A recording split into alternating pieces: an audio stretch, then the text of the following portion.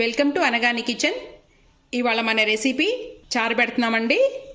ఈ చింతపండు చారు ఏంటంటే వితౌట్ టమాటో అలాగే పచ్చిమిర్చి ఆనియన్ ఈ మూడు లేకుండా చారు పెడుతున్నాం. అంటే అజీర్తి ఏమైనా చేసినా కానీ అండి, అంటే ఎక్కువ మోషన్స్ అలా అవుతున్నా కూడా వెంటనే అరికట్టేస్తాయండి. దీంట్లో వేసే ఇంగ్రీడియంట్స్ ఏంటంటే ఇదిగోండి, నేనైతే వాటర్ చూపిస్తున్నాను మీకు.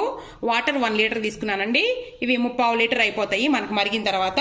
దీంట్లో కావాల్సినటువంటి ఇంగ్రీడియంట్స్ చూడండి. ఇదిగోండి, మిరియాలు 1 టేబుల్ స్పూన్ తీసుకున్నాను. అలాగే ధనియాలను వచ్చేటప్పటికి ఒక 3 టేబుల్ స్పూన్స్ అయినా తీసుకోవాలండి.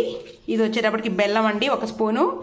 12 ఎండుమిర్చి వేసుకుంటున్నానండి, ఎందుకంటే ఇవి మీడియం మంటగా ఉన్నాయి. తర్వాత ఇదిగోండి చింతపండు, జీలకర్ర, పసుపు, కళ్ళుప్పు, నెక్స్ట్ ఇది కొత్తిమీర.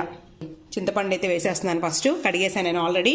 ధనియాలు, మిరియాలు, జీలకర్ర, ఈజీ ప్రాసెస్ అండి ఇది. ఇదిగోండి కళ్ళుప్పు, కొద్దిగా పసుపు, ఎండుమిర్చి అయితే మనం 2 ముక్కలు చేసేసుకుని వేసుకోవాలి. కొత్తిమీర, ఇంకా అన్నీ వేసేసామండి మనం.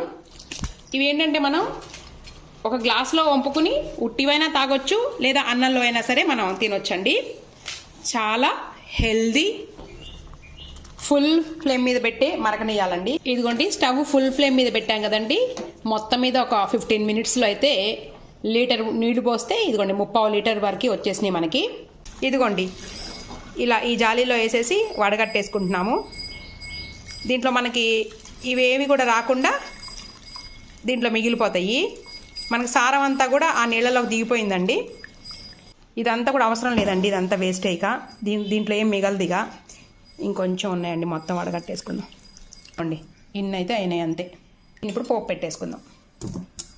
ఇదిగోండి పోపు దినుసులు. దీంట్లో పచ్చెనగపప్పు, ఆవాలు, సాయమినపప్పు ఉన్నాయండి. ఇదిగోండి ఒక 2 రెబ్బల కరివేపాకు, ఒక ఎండుమిర్చి, కచ్చాపచ్చాగా దంచిన వెల్లుల్లి, తర్వాత లాస్ట్ ఇంగువ. ఒక 2 టేబుల్ స్పూన్స్ అయితే ఆయిల్ వేస్తానండి నేను. ఆయిల్ ఎక్కువేం అవసరం లేదు. ఇదిగోండి 2 టేబుల్ స్పూన్స్ అంటే ఇదిగోండి మాకైతే ఈ చిన్న గిన్నె అండి. దీంట్లో మొత్తం కూడా నేను వేయట్లేదు, 3/4 వేసేసి ఆపేసాను. ఎక్కువేం అవసరం లేదు కదా, చారే కదండి. లైట్గా ఇంగువండి లాస్ట్కి.